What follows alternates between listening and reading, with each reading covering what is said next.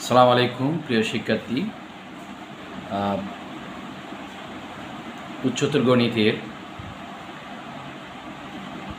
SSC নবম দশম শ্রেণীর গণিতে সকলকে স্বাগত। আমরা আজকে যেটা দেখব ক্যালকুলেটর হ্যাক্স। এই ক্যালকুলেটরের মাধ্যমে যে এক সলক বিশিষ্ট দ্বিঘাত সমীকরণের সমাধান করা, যেমন নৈর্ব্যক্তিক বা এমসিকিউ যেটা বলে বহু নির্বাচনী প্রশ্ন, কিন্তু এগুলো আসে। আমরা দেখবো আজকে শর্টকাটে ক্যালকুলেটর দিয়ে কীভাবে এই মানগুলো বের করব।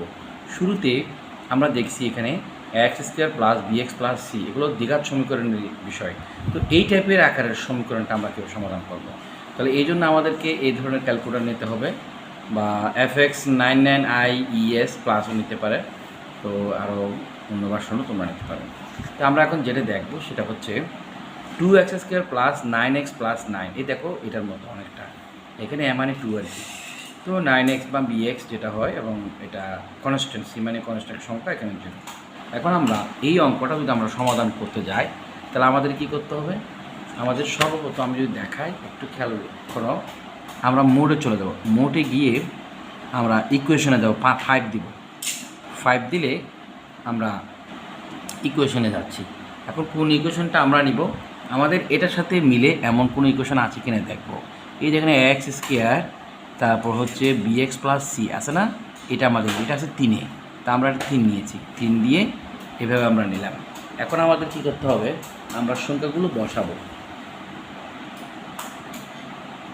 তাহলে আমাদের আছে কি, আমাদের আছে হচ্ছে প্রথমে 2, তাহলে আমরা কী লিখব, 2 লিখব। ঠিক আছে, এই আমরা 2 লিখতেছি, এখানে 2 আছে, আমরা 2 লিখব, এই যে 2। ঠিক আছে, 2 দিচ্ছি, 2 লেখার পরে আমরা সমান চিহ্ন দেব, এই সমান চিহ্ন আমরা দিলাম।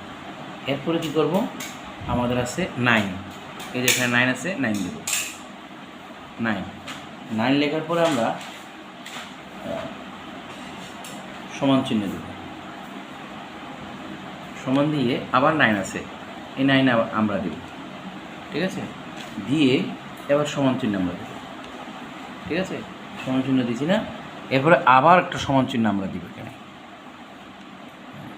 প্রসেস হচ্ছে, একটা মান আমরা পেলাম যে 3 ভাগ মাইনাস 3 ভাগের মানে 3/2 মাইনাস, তারপর আবার সমান চিহ্ন দিব, আমরা পাচ্ছি 3, একটা মান পাচ্ছি আমরা -3।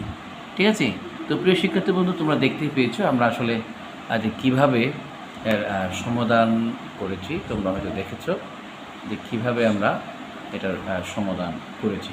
ঠিক আছে, ইতিমধ্যে তোমরা বিষয়টা দেখতে পেয়েছো কীভাবে আমরা এই সমীকরণটা দিয়ে প্রতিপাদন করেছি।